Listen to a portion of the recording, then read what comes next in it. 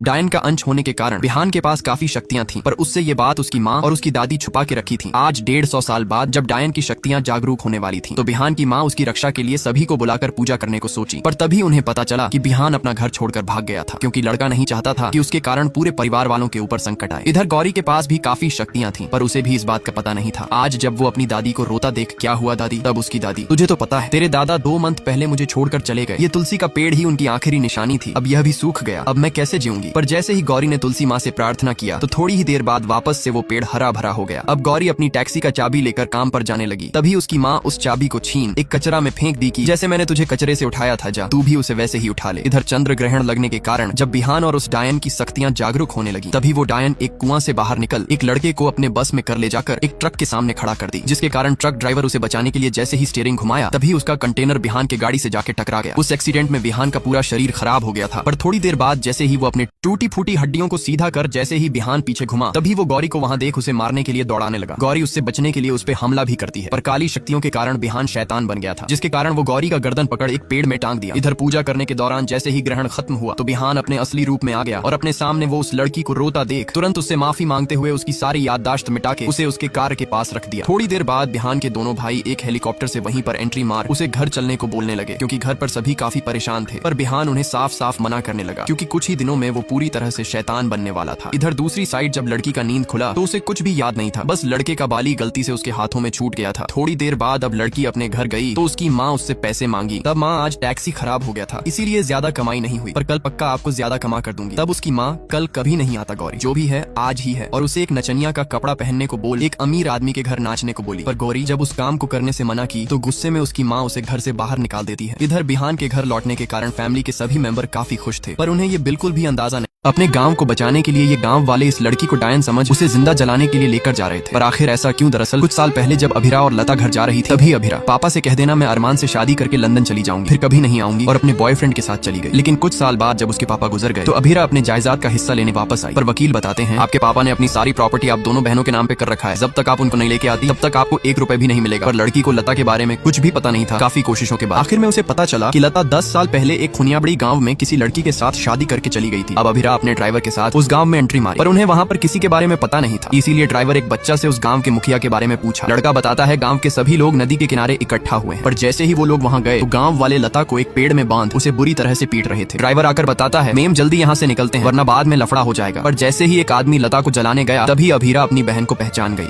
अब पीहू के भाग जाने की खबर जैसे ही लता ने अपने पापा को बताया तो गुस्से में उसके पापा उसकी शादी मकर के छोटे बेटे से कराने को बोल अपने घर के एक नौकर को 24 घंटा उसके ऊपर नजर रखने को बोलते हैं। पर उसी बीच उन दोनों को एक दूसरे से प्यार हो गया, जिसके कारण लड़का उस लड़की का नाम अपने हाथों पे लिखवा लिया। पर एक दिन जब वो उसके पापा को खाना दे रहा था तभी वो लता का नाम उसके हाथों पर लिखा देख उसे मारने लगे कि जिस पर नजर रखने को बोला उसी पे तू डोरे डाल रहा है, और उसे मार के घर से खेद दिए। पर जाते वक्त लता भी उसके साथ चली गई। अब कुछ साल बाद जैसे ही पीहू को पता चला कि गाँव वाले लता को डायन समझ उसे जलाने वाले हैं, तो वो तुरंत वहीं पर एंट्री मार एक तलवार जरिए उसे बचा लेती है, और गांव वाले उन्हें पुलिस समझ कुछ नहीं बोले। पर जैसे ही वो लोग अस्पताल पहुंचे तो नर्स उसे देखते ही डॉक्टर से बोलने लगी आप इस डायन का इलाज मत कीजिए, नहीं तो अगर ये बच गई तो हम लोग मुसीबत में पड़ जाएंगे। पर पीहू उसे धमकी देके डॉक्टर से उसका इलाज चालू करवा देती है। थोड़ी देर बाद गाँव का मुखिया सभी गाँव वालों के साथ वहीं पे एंट्री मार डॉक्टर को धमकी देने लगा कि 2 मिनट के अंदर अगर वो उस डायन को बाहर नहीं निकाला तो वो किसी को नहीं छोड़ेगा, और उसी के साथ बादशाह का गाड़ी भी जला दिया। इधर लता कोई इमरजेंसी ऑपरेशन के लिए जब ऊपर ले जाया जा रहा था तभी एक आदमी चुपके से हॉस्पिटल के अंदर घुस लता को चाकू मार दिया।